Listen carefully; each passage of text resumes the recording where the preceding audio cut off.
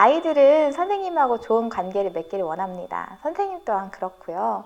그래서 그렇게 관계를 좋게 맺을 수 있는 방법들이 무엇이 있을까라고 고민을 하다가 제가 사용하는 여러 가지 방법 중에 즐겨서 활용하는 것이 바로 아이들과 1대1로 데이트를 하거나 또는 원하는 아이들을 모아서 학교 주변을 나들이 하는 것입니다. 특별한 건 없습니다.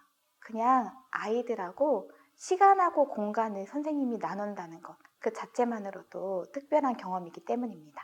함께 그냥 손을 잡고요. 그날 일어났었던 일부터 함께 이야기를 나눕니다. 도란도란 이야기를 나누기도 하고 주변에 식물이 있으면 만져보기도 하고 오감을 통해서 주변의 자연을 느껴보기도 하고요. 힘들면 잠깐 벤치에 쉬어가지고 이야기를 나누기도 합니다. 저 같은 경우는요. 점심시간을 주로 활용을 합니다. 그래서 점심시간에 그날의 주인공하고 같이 손을 잡고 돌아다니면서 같이 산책을 하기도 하고요. 아니면은 1학년 아이들하고 했을 때는 제가 학교 지도의 일환으로서 다 같이 이제 보내주는 곳까지는 함께 가고 그날의 주인공하고는 집까지 데려다 주기도 했습니다.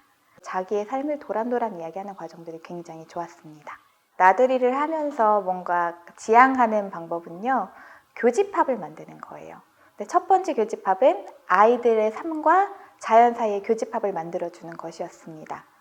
주변의 아이들한테는 굉장히 다양한 자극들이 있고 굉장히 어릴 시절부터 분주하게 살아갑니다. 근데 이런 아이들에게도 주변에 어떤 자연환경이 있고 또 이 자연환경을 좀 오감으로써 느껴보고 이 사이에서 혹시 나하고의 교집합은 있진 않는지 그러니까 자연하고의 또 소통을 할 수 있는 능력을 키워주고 싶었습니다. 그리고 이어서 교사와의 교집합을 만드는 것도 제가 지향하는 것 중에 하나입니다. 사실 우리도 어린 시절이 있었잖아요. 선생님들 앞에서 뭔가 수업을 받기도 하고 내가 틀릴까 봐 걱정을 하기도 하고 그랬던 경험들이 너무나 많습니다. 아이들 앞에서 얘기하기 부끄러울 만한 경험들도 있고요. 그래서 그것들을 그날 이제 나들이를 하는 아이들 또는 1대1 데이트를 하는 아이들하고 이제 앉아가지고 교사의 비밀을 털어놓는 거예요. 예전에 선생님이 뭐뭐 했었다. 이렇게 얘기를 하면 선생님이 그런 일을 했었다고요? 이제 이런 이야기 들으면서 뭔가 동질감이 생기는 거죠. 선생님 너무 부끄러우니까 비밀로 해줘야 돼.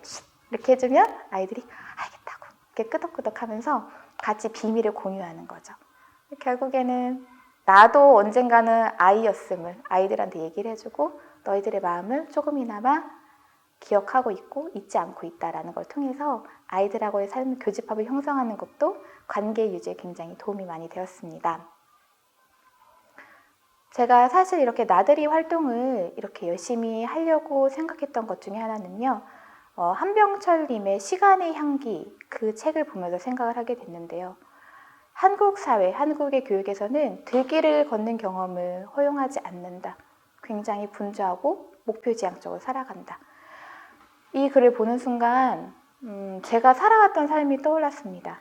저는 굉장히 뛰어난 우등생은 아니었지만 부모님과 그다음에 주변 어른들에게 순종적인 시키면 시키는 대로 하는 정말 그냥 그런 아이였거든요. 그러니까 나는 그냥 열심히만 했을 뿐인데 항상 목표가 있었고 뭔가 여유가 없었고 그리고 나의 삶은 없었다라는 생각이 들어서 분명 나는 성인임에도 불구하고 내 감정과 내 욕구가 무엇인지 모르는 상황에까지 이르기도 했습니다. 그런 과정들이 너무 고통스럽고 답답하기도 했고요. 그래서 내가 만나는 아이들만큼은 적어도 들길을 걷는 경험을 통해서 자신의 어떤 삶을 이해하고 내 감정을 이해하고 그런 어떤 여유를 좀 즐길 줄 아는 그런 어른으로 성장했으면 좋겠다라는 마음에서 이거를 이제 실현을 하게 됐고요. 다행히도 아이들이 굉장히 즐거워해줘서 저 또한 아이들과 함께 들길을 걷는 경험을 공유를 하고 있습니다.